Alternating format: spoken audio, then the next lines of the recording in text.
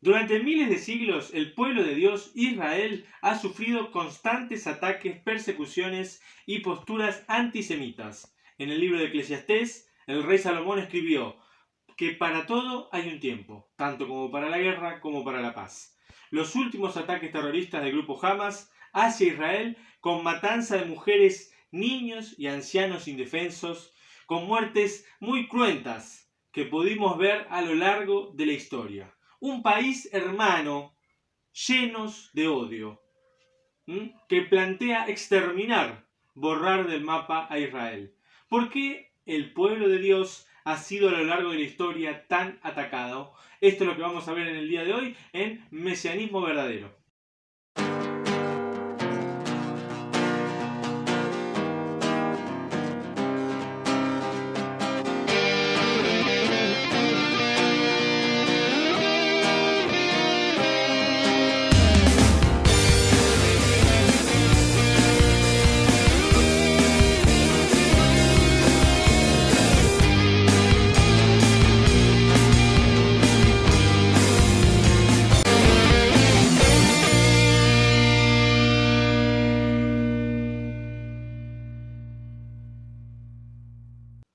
Antes de arrancar en el tema de lo que vamos a hablar hoy, todo lo que ha sufrido el pueblo de Israel ante las persecuciones de las demás naciones, quería aclarar mi postura al hacer este video. ¿Por qué? Mi postura es con el pueblo de Dios, que es Israel. Nosotros leemos en las Escrituras acerca del Dios de Abraham, de Isaac y de Israel. El Dios de Israel, ¿no? En infinidad de versículos podemos leer que Dios no ha rechazado a su pueblo, ¿no? Y que el común denominador de las personas, sobre todo aquellos que creen en Jesús o en Cristo, es plantear el tema de un nuevo Israel espiritual, ¿no? Que no va y que no condice con lo que está escrito en la palabra. Si bien la palabra es clara y dice que el pueblo de Dios, si cometiera pecado, el Señor o empezara el pueblo de Dios a hacer las cosas que hacían las demás de las naciones, ¿no? Que el Dios iba a castigar a ese pueblo contumaz y rebelde. Tengo perfectamente en claro que el pueblo de Israel fue un pueblo llamado a ser luz a las naciones y que muchas veces desviaron el camino. Es cierto que el Israel de ahora, ¿no? Así como hay judíos ortodoxos, judíos ultraortodoxos, también hay judíos ateos, judíos budistas, judíos que igualan a las naciones. Y fue un pueblo llamado a ser luz. Pero no me corresponde a mí, como hijo de Dios, caer en el juicio ese y en la teoría esa del reemplazo. Porque no es lo que nos dice la palabra de Dios, ¿no? Y es lo que también voy a leer y compartir a lo largo de todo este video. Mi postura es que el pueblo de Israel de ahora es el mismo que fue prometido a Abraham en Génesis 13, donde Dios le hace la promesa a Abraham que de él saldría una gran nación y su descendencia iba a heredar esa tierra. Y cuando Dios dice para siempre, es para siempre. No, Dios no es como los humanos que podemos cambiar de parecer o de las palabras o hacer una cosa distinta y después arrepentirnos y decir, bueno, ahora pienso esto, pienso aquello. No, Dios dijo para siempre. Entonces el Israel actual, por más que esté en guerra y tenga que defenderse, porque yo pienso que está bien que Israel se defienda, ¿no? Y así ataque a los terroristas y lamentablemente en esas guerras hay bajas de civiles, porque ¿qué vas a hacer vos si entran a tu casa y te matan a tu mujer, a tus hijos? Lo único que queda es defenderte. Entonces yo pienso que está bien también que Israel se defienda. Pero quiero dejar en claro esto, ¿no? Y hablar acerca de el amor de Dios para con Israel, su pueblo, ¿no? Y que Él no ha desechado su pueblo. Vamos a leer, y ahora sí, ya entrando en el tema, Eclesiastés capítulo 3, del 1 al 8. Dice, para todo ser humano hay un tiempo fijado y un momento para todo objeto debajo del cielo. Momento para dar a luz y momento para morir. Momento para plantar y momento para desarraigar lo plantado. Momento para matar y momento para curar. Momento para abrir una brecha y momento para construir. Momento para llorar y momento para reír. Momento para hacer duelo y momento para bailar. Momento para arrojar piedras y momento para reunir piedras. Momento para abrazar y momento para rehuir el abrazo. Momento de buscar y momento de perder. Momento de cuidar y momento de arrojar. Momento para desgarrar y momento para coser. Momento para callar y momento para hablar. Momento para amar y momento para odiar. Momento para la guerra y momento para paz.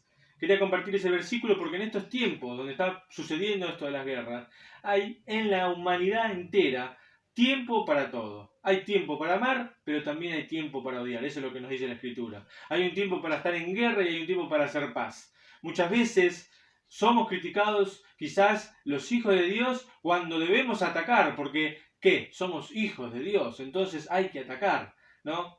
Y bueno, acá Eclesiastés nos dice, hay un tiempo para todo. Y yo quería entrar en el tema acerca de Israel, porque muchos dicen que es Israel, no es el mismo Israel, ¿no? Y yo pienso y considero y leo en las Escrituras que sí es el mismo Israel y que durante toda la vida tuvieron que pasar el ataque de diferentes naciones. Nosotros sabemos que Israel tomó la tierra prometida por Dios de la mano de Josué, acerca del año 1400 antes de la llegada del Mesías, ¿no? Y lo tomó, por supuesto, de otros pueblos. Ya había otros pueblos en esa región, ¿no? Pero sabemos que Dios se la había prometido a Abraham, ¿no? Y que era la tierra conocida como Canaán, ¿no? Que estaba en ese momento, cuando se la prometió a Abraham, plagada de idolatría. Por ejemplo, la otra vez compré un libro acerca de Jerusalén, de la historia de Jerusalén, y podemos ver que muchos antes de que estuviera el pueblo de Dios en Jerusalén, había otras tribus, ¿no? Y la figura de esas tribus y lo que había ahí era todo plagado de idolatría. Ahora, ¿de dónde viene esa tierra? Primeramente, ¿no? Estaba la tierra esta plagada de idolatría. Canaán estaba Jerusalén, ¿no? Y en él estaba el sacerdote Melquisedec, que la palabra de Dios dice que era sacerdote del Dios Altísimo, ¿no? Y por eso Abraham le dio los diezmos de todo. Entonces quiere decir que en esta región, por más que hubiera plagado de idolatría, había un sacerdote y en Jerusalén cumpliendo la voluntad de Dios y haciendo su oficio para Dios, ¿no? Como decía, la tierra se llamaba Canaán y venía de la descendencia de Cam, que era hijo de Noé, aquel que había recibido una maldición por verlo borracho. Vamos a leer lo que dice Génesis 13, la promesa de Dios a Abraham, ¿no? Que está en la Torá. Dice Génesis 13, versículo 14. Entonces el Señor dijo a Abraham, después que se separó Lot de él, alza ahora tus ojos y mira desde el lugar que tú estás allí, hacia el norte, el sur, el este y el oeste. Porque toda la tierra que tú ves, a ti te la daré, y a tu descendencia para siempre. Y pondré a tu descendencia como el polvo de la tierra, que si podrá alguien contar el polvo de la tierra, también entonces tu descendencia podrá ser contada. Levántate, recorre la tierra a su largo y a su ancho, porque a ti te la daré. Y tendió Abraham la tienda, y vino, y se asentó en el llano de Manre, que está en Hebrón, y construyó allí un altar al Señor. Entonces ahí podemos leer en la Escritura y en la Torá que Dios le promete a Abraham para su descendencia, para siempre esa tierra. Para siempre. Cuando Dios dice para siempre, es para siempre. Él no cambia, ¿no? Podemos ver también en la historia que en la tierra de Canaán había diferentes grupos. Los jebuseos, los amoritas, los amorreos, los heteos, fereceos, heveos. Y ya habían estado formando ciudades, ¿no? Que el pueblo de Israel tuvo que atacar y en la guerra, ¿no? Con sus respectivos reyes, como la ciudad de Jerusalén, Hebrón, Laquis, Orma, Cades, Megido, Galilea y Tirsa, ¿no? Ciudades conocidas inclusive ahora en estos tiempos, ¿no? Todo eso tuvo que conquistar el pueblo de Israel después de salir de Egipto, esclavizados, con mano fuerte salieron y victoriosos en el Señor, guiados por Josué, ¿no? Entonces Moisés y Josué repartieron las tierras esas entre las 12 tribus que después se formó del pueblo de Israel. Antes de morir, Jehoshua, que es Josué en español, hace una advertencia en el capítulo 23, versículos del 5 en adelante. Dice así: y el Señor, Dios suyo, Él los empujará de delante de ustedes y los desterrará de delante de ustedes, y ustedes heredarán la tierra de ellos, como había hablado el Señor, Dios suyo, a ustedes.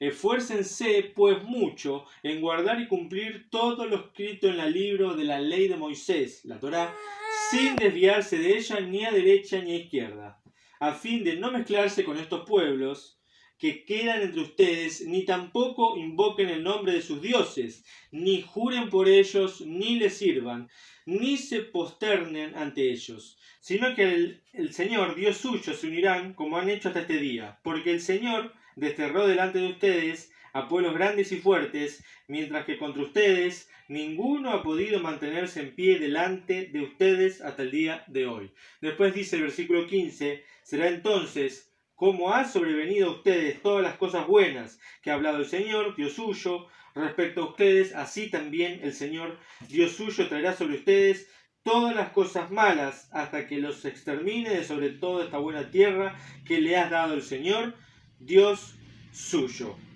Cuando hubieran transgredido el pacto del Señor, Dios suyo, que Él les ordenó, y hubiesen ido y servido a otros dioses, y se hubieran posternado ante ellos, entonces será la ira del Señor contra ustedes, y desaparecerán en breve sobre esta buena tierra que les he dado. ¿No? Ya podemos leer ahí que el líder Josué, antes de morir, les hace una advertencia al pueblo de la tierra en ese entonces de Israel, que si ellos se alejaban de los mandamientos de Dios, se alejaban de Dios, el Señor les iba a quitar la mano, ¿no? Después también podemos ver en la Torá, el Deuteronomio, las consecuencias de la obediencia y la desobediencia, ¿no? Ya vemos que el Señor manda y aclara cómo deben obedecer sus hijos, ¿no? Pero más allá de todas estas cosas, es Dios el que hace el juicio sobre su pueblo. No nos corresponde a nosotros, que no somos israelitas, hacer el juicio por Dios, ¿no? Porque algún día el Señor nos va a demandar a nosotros de las palabras que estamos diciendo, ¿no? Y es el pueblo de Dios y se las tiene que arreglar con Dios, no nosotros con el pueblo de Dios, ¿no? En el libro de Jueces, después, seguimos en la historia, podemos leer que Israel siguió conquistando territorio, pero dejó y permitió habitantes de otras naciones, ¿no? Ellos los hicieron tributarios, pero esas personas siguieron y fueron parte del pueblo de Israel porque no quisieron expulsarlo del todo. Entonces, cuando vos dejás gente de otras naciones con otras culturas, ahí empieza a entrar nuevamente la idolatría, la creencia en sus dioses, la forma de vivir como vivían en esas naciones y en esos tiempos. Entonces, al empezar a permitir todas estas cosas, ¿no? El pueblo de Israel se empezó a desviar del camino, y por eso el Señor envió en ese momento, ¿no? Ya que después de la muerte de Josué, ¿no? Dice el versículo de Jueces 2:10, se levantó una generación que no conocía al Señor, y el pueblo comenzó, entonces, como le decía anteriormente, a irse tras la idolatría, ¿no? Por eso debieron servir a otras naciones. Entonces, en ese proceso atacó el pueblo de Moab y tuvieron cautivo el pueblo de Israel por 18 años. Pero también lo atacó Canaán, Madián, los amonitas, ¿no? Y se levantaron jueces importantes en la historia del pueblo de Israel, como Gedeón, como Sansón, que son conocidos y que relatan todo ese periodo. Pero empezó la guerra en el final, y cuando estamos hablando ya de Sansón, la guerra contra los filisteos, que la traducción en hebreo es Pistin, ¿no? Comenzando una guerra por muchos años entre estas dos naciones, ¿no? Todo el libro, por ejemplo, de Samuel y los comienzos del rey Saúl y de David, la mayor guerra que tuvo el pueblo de Israel fue con los filisteos, ¿no? Cuando Saúl llega a ser el primer rey, ¿no? Aproximadamente en el año 1050 antes de la llegada del Mesías, David, huyendo de él, se une a los filisteos, ¿no?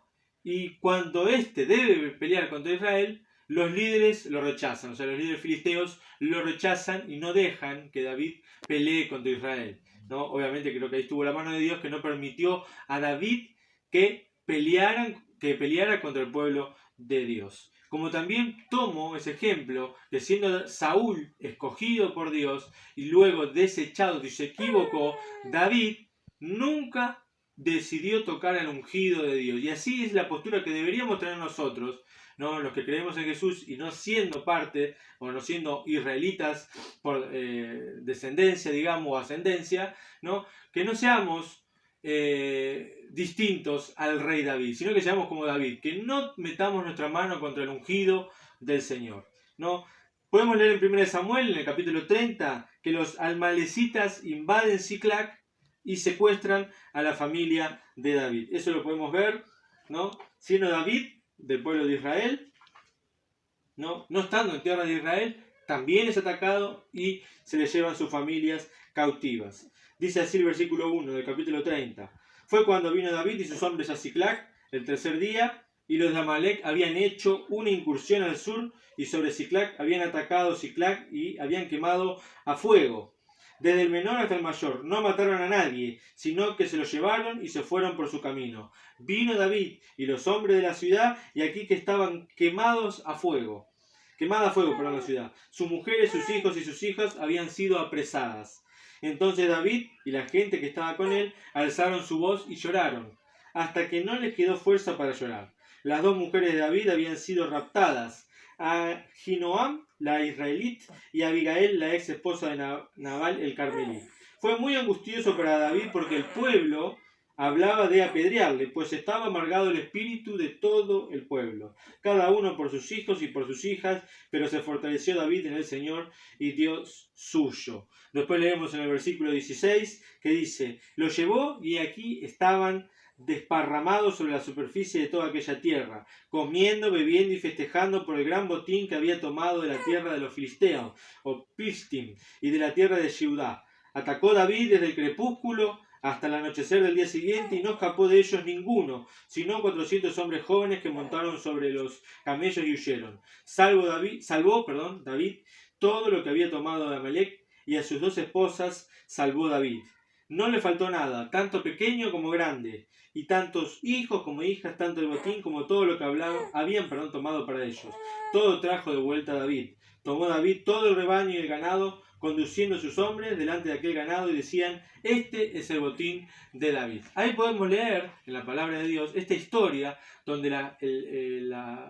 los que estaban con David lloraban, ¿no? Y se amargaron por el ataque del enemigo, que había secuestrado mujeres, niños, ¿no? Gente indefensa, no gente de guerra, ¿no? Y que ellos estaban celebrando por eso. Y la mano de Dios apareció y liberó a David, liberó a sus familias, ¿no? Y lo leí, lo compartí porque me hizo acordar en estos tiempos que el enemigo ha atacado a Israel, matando mujeres, niños, gente indefensa, ¿no? Y que es una parte muy triste, ¿no? Para ellos, y es un dolor muy grande, ¿no? Que también lo vivió el rey David, ¿no? Después del periodo de estas guerras contra los filisteos, podemos leer en el libro de Reyes, ¿no? Y tanto de los reyes de Judá como de Israel, ¿no? Sabemos que se separaron en dos, Israel y Judá. Leemos infinidad de ataques de otras naciones.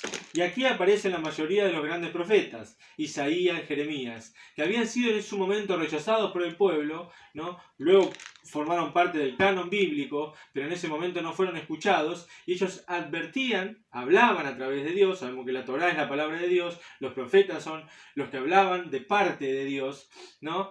Y querían que ellos volvieran al camino de la Torá, que pudieran seguir los mandamientos de Dios. El pueblo no escuchó, se unió a otras naciones, se unieron a otros dioses, reyes que se levantaban y adoraban a Dios y hacían las cosas bien, pero después venía una descendencia que no lo hacía y hacía todo lo contrario, y quemaban a sus hijos en el fuego, como pasó un rey, si no me equivoco fue Manasés, que pasó su hijo por el fuego. Después pidió perdón a Dios y Dios lo perdonó y se arrepintió, pero hizo desastre. La descendencia que vino también eran provocativos y hacían cosas contra el templo de Dios, ¿no? Entonces hicieron que, por cansancio de Dios, ¿no? Y si bien Dios siempre tuvo amor por su pueblo, tuvieran la destrucción acerca del año 580 más o menos, primero en realidad en el 720, de la mano de Asiria, que destruye Samaria, que era la capital de Israel en ese momento,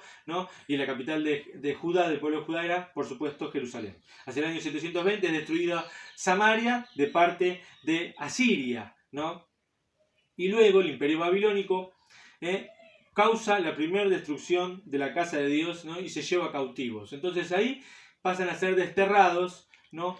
Y después vuelven, ¿no? De la mano del reinado de Persia, ¿no? Pero también ya al ser destruidos y llevándose cautivos, pasan a formar parte de las naciones. El pueblo de Israel pasa a formar parte de otras naciones y se empieza a poblar la tierra al ser llevados cautivos, ¿no? De israelitas o judíos, ¿no? Entonces, por ejemplo, en el periodo persa vemos la historia de Amán versus Esther y Mardoqueo. Esther llega a ser reina de Persia, junto con el Darío, Jerjes, ¿no? Conocido como Jerjes, ¿no?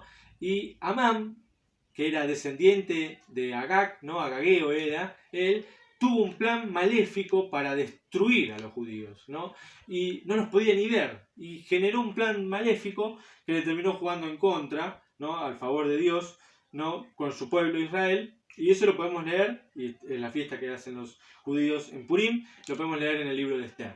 También pasa el periodo de los selyúcidas, ¿no? Donde podemos leer la historia de los macabeos, ¿no? Donde ellos, por ejemplo, atacaban en Shabbat, ¿no? Entonces los macabeos decían, si que eran los judíos, ¿no? Obviamente, decían, si nos atacan a todos en Shabbat y nosotros no hacemos nada, pronto vamos a dejar de existir, porque el enemigo conoce y es astuto y sabe, como por ejemplo hizo ahora, que atacó en octubre, el 7 de octubre, porque estaban en una fiesta Simchat Torah, que era una fiesta del pueblo de Israel, donde todos los años celebran el leer, una vez al año, por completo la Torah, ¿no? Sabemos que el pueblo de Israel tiene las parashá, que todas las semanas, ¿no? Se comparten los sábados, se leen los sábados, que el mismo Jesús participó leyéndolas en la sinagoga, cuando lee acerca del libro de Isaías, ¿no?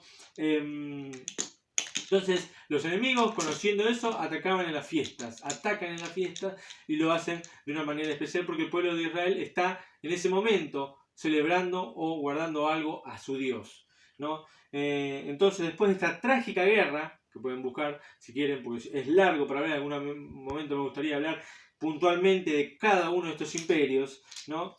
Se proclama la independencia judía desde el año 164 al año 63, ¿no? Liderada por Judas Macabeos, pero la guerra es tristísima también, es impresionante, ¿no? Y después pasa el territorio de Israel a formar parte de Roma, cuando Pompeyo captura Jerusalén en el año 63 antes de la era mesiánica, sometiendo todo el reino bajo dominio romano, ¿no? Y acá cuando entra Roma en Jerusalén, empieza a haber una guerra judío con los romanos, porque los romanos querían plantear sus dioses y los judíos creían en un solo Dios y no aceptaban eso, entonces empieza a haber infinitas cantidades de guerras. Una es derivada en el año 70, donde destruyen la segunda casa de Dios de la mano de Tito, el gobernador Tito, ¿no? Pero después también tenemos la rebelión de Israel en los años 132 al año 135, la rebelión de Bar Kokhba, ¿no? Donde termina con el cambio de nombre como represalia inmediata, llamando al territorio de Israel Palestina, ¿no? A raíz de esto comenzó el periodo conocido como la diáspora judía, ¿no?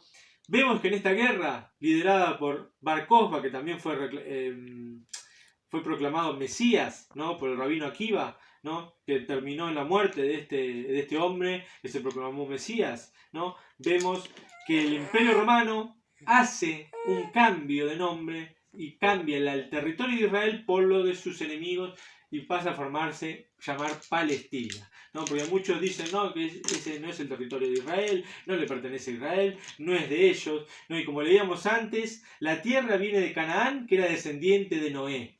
Por ende, si Noé salvó a 8 personas del diluvio, él decide a quién quiere darle la tierra que viene de un descendiente de un hombre que él salvó en el diluvio. O sea, Noé viene la descendencia de Canaán, viene esa tierra que Dios le prometió a Abraham.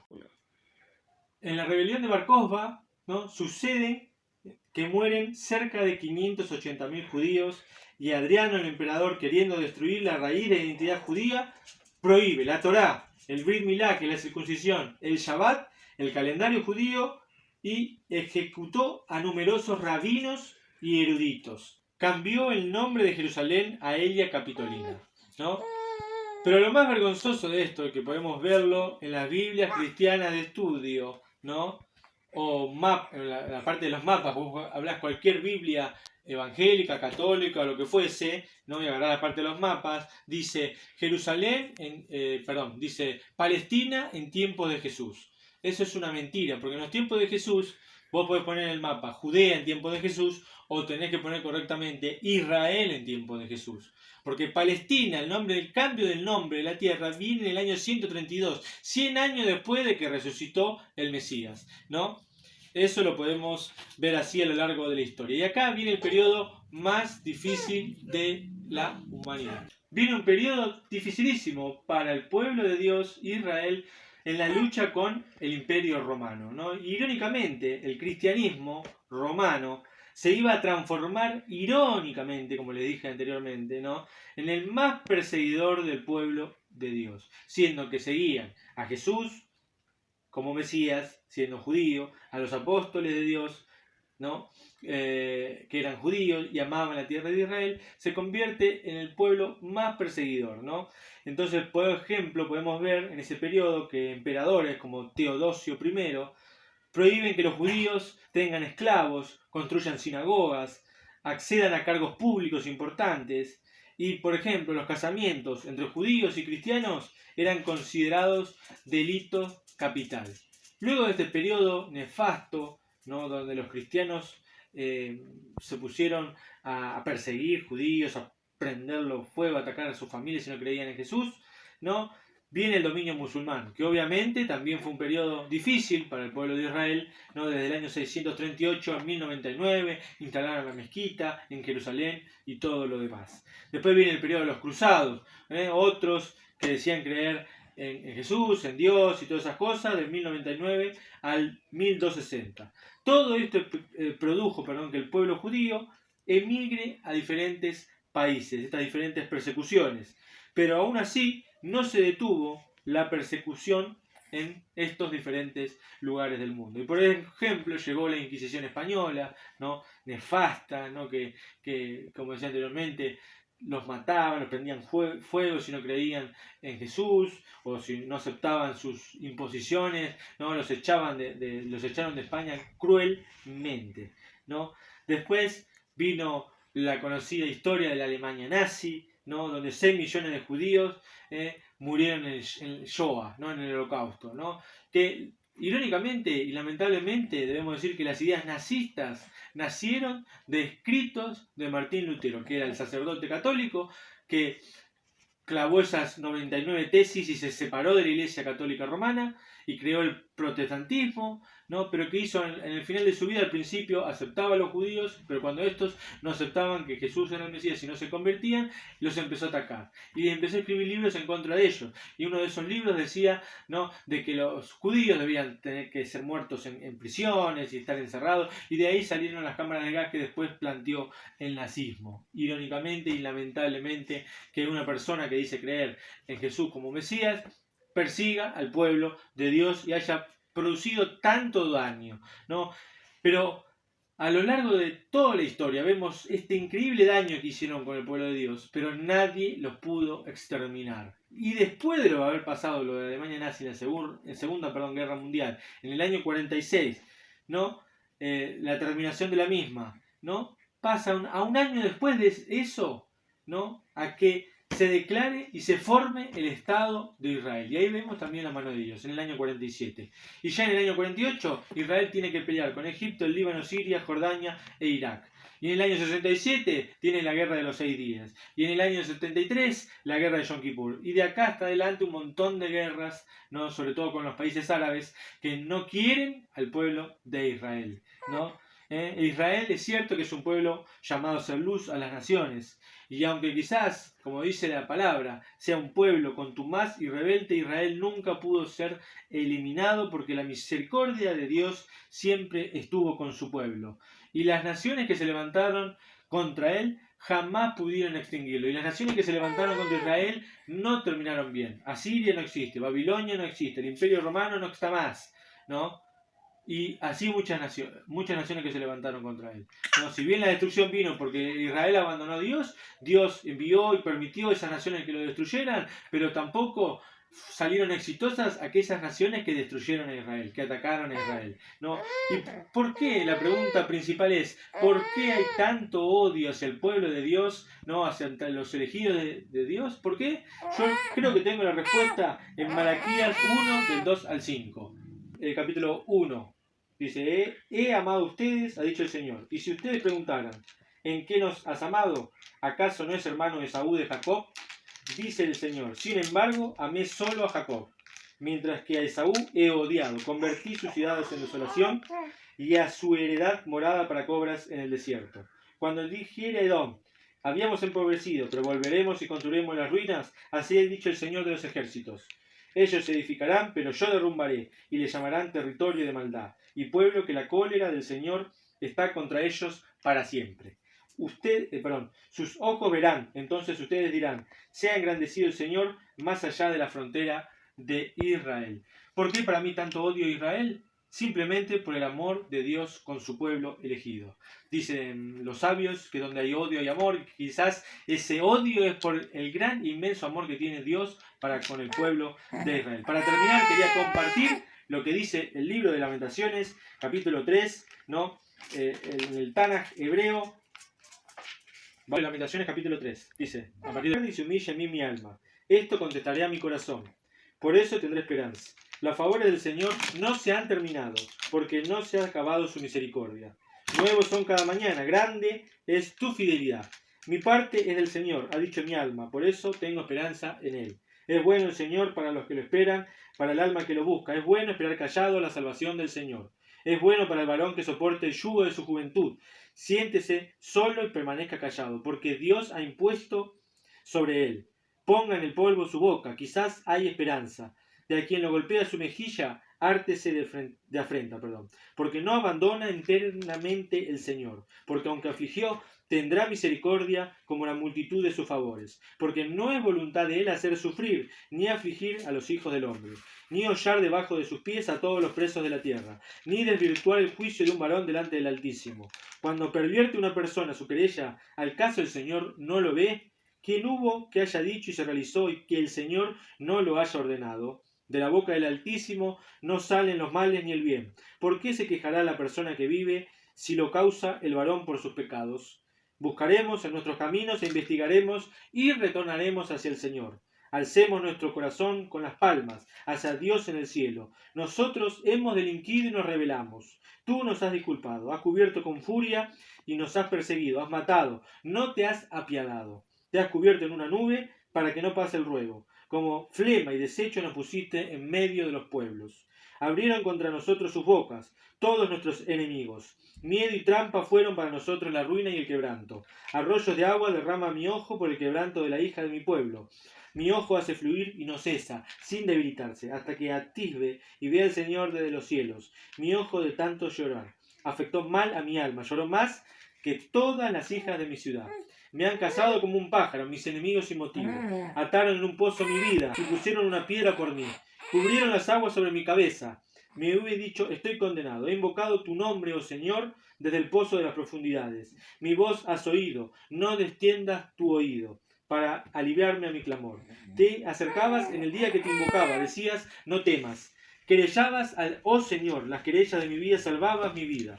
Has visto, Señor, la injusticia contra mí, juzga mi causa. Has visto toda su venganza sin razón, todos sus pensamientos contra mí. Has oído sus afrentas, oh Señor, todos sus pensamientos contra mí.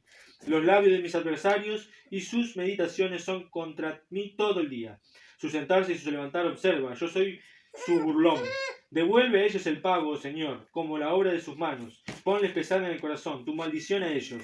Persigue con furia, extermínalos debajo del cielo del Señor. Esto decía el profeta Jeremías, siendo israelita, ¿no? Que sufrió calamidades, que sabía que el pueblo había pecado y se había equivocado, pero que buscaba la misericordia de Dios, porque las misericordias de Dios son nuevas cada mañana y cada día. Y si se volvían a él, sabía perfectamente Jeremías que el Señor iba a escuchar. Y dice así el final, dice en el capítulo 5, versículo 18, dice, por el monte de Sión, que está desolado, zorros andan por él. Tú, oh Señor, por siempre harás permanecer tu trono por generación y generación. Porque para siempre nos olvidarás, nos abandonarás por tiempo prolongado, dice este israelita Jeremías. Haznos retornar a ti, oh Señor, y retornaremos. Renueva nuestros días como el principio. Porque si por nuestros pecados es que nos has desechado, tú te has enojado sobre nosotros enormemente. Haznos retornar a ti, oh Señor, y retornaremos, y renueva nuestros días como al principio. Esto es un poco lo que quería compartir y mandar el abrazo al pueblo de Dios, a su pueblo Israel. El pueblo, el Dios de Abraham, de Isaac y de Jacob. El Dios, de Israel. Que espero que les haya gustado, que lo puedan compartir y también dar sus opiniones. Que tengan una semana bendecida, que Adonai los bendiga grandemente. Y oramos por el pueblo de Dios, por la tierra de Israel y por Jerusalén. Que Dios los bendiga.